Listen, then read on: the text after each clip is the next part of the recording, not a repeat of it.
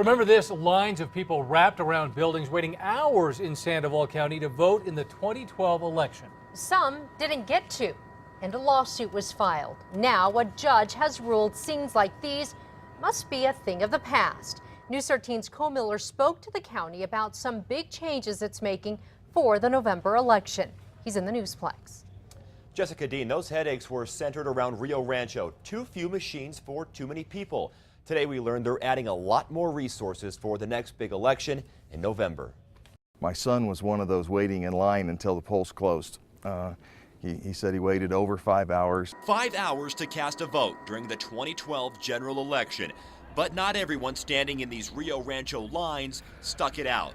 Instead, they left. Our county clerk had in essence disenfranchised thousands of voters. Senator Craig Brandt, who was elected that year, says this lawsuit was filed in the aftermath. Now a federal judge has ruled this can't happen again. The Federal Presidential Commission on Elections recommends no longer than 30-minute wait time. Also elected that year, Eileen Garbani, taking over the role of clerk for Sandoval County. She says this November election is going to be a lot different.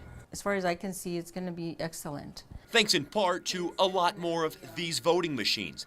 During the 2012 debacle, Rio Rancho only had 15 to accommodate 30,000 people. This go around, there will be roughly 6 times as many.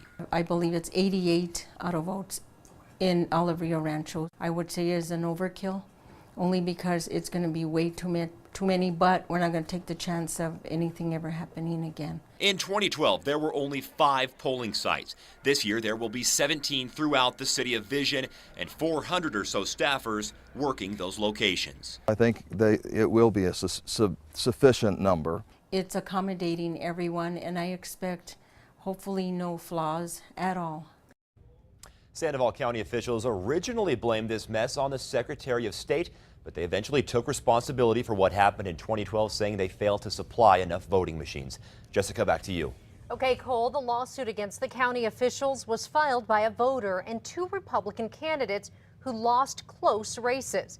The county's Republican Party says 80% of their registered voters live in Rio Rancho, and that had an impact on outcomes.